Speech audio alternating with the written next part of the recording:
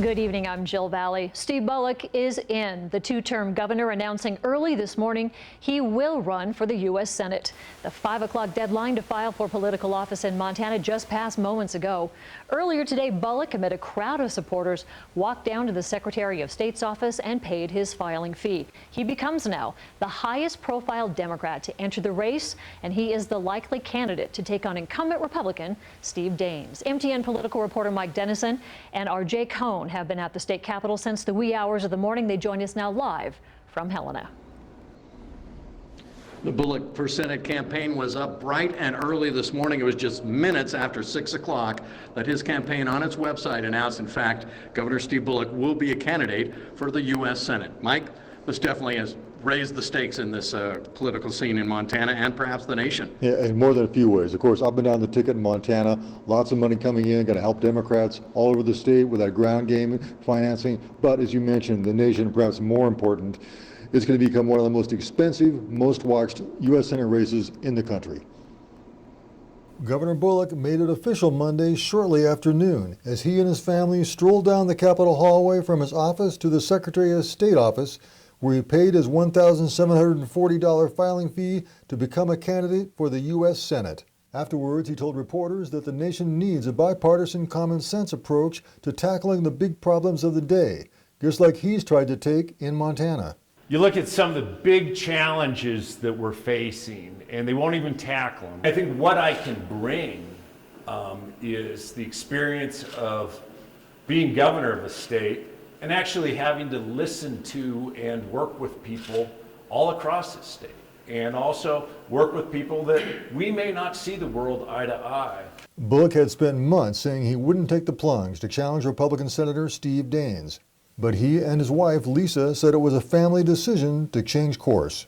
We felt as a family that there is something that is bigger and greater than the 5 of us need right now. We met as a family and asked kids for their input, which we took to heart. And we just made the decision as a family that at this time it's better to jump in and run and see what we can contribute. Not only for our state, but for our country. Bullock kicked off his campaign at 6 a.m. Monday with a press release and video touting his accomplishments as governor.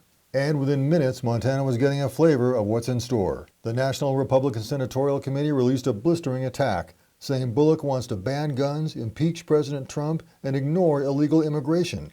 And a left-leaning group, Progressive Turnout Project, announced it would be sinking $750,000 into the race, hiring 26 field staffers in Montana to work toward Bullock's election. Montana State University political science professor David Parker told MTN News that it's just the beginning of what will be an epic battle. If you look at all the people around the country that put money into races, so these are big donors, these are outside organizations, they're far more willing to take a look at the Montana race and decide, you know what, maybe we can put some money and invest in this race. Whereas before, that was going to be a lot less likely because none of the challengers had quite the reach or popularity that Steve Bullock does. Republicans currently hold a 53-47 majority in the U.S. Senate. With Bullock's entry into the race, Democrats now have 5 seats they believe are possible flips that could give them the majority. But Bullock is far from a shoo-in for victory. I think the first thing most of the viewers need to understand is that the advantage always goes to the incumbent, no matter how well qualified the challenger is. So I would still probably at the moment move the seat from a solid Republican seat to a lean Republican seat. Daines and fellow Republicans have been preparing for many months for a possible Bullock run.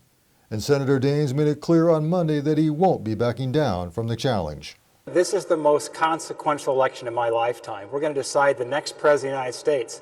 We'll decide who leads the United States Senate, and thereby the future of the United States Supreme Court. This is a big deal for Montana. It's a big deal for our country. And I've always been consistent fighting for more jobs and less government and defending our Montana way of life.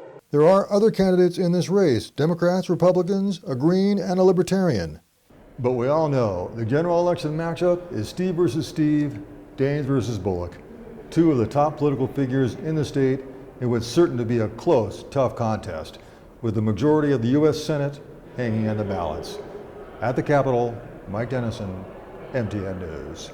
An epic battle indeed, and KPAX will be bringing you full coverage of this important race and a full slate of Montana elections once the candidate roster is made final tonight. And by the way, you can watch the entire interview with Steve Daines on our website right now at kpax.com.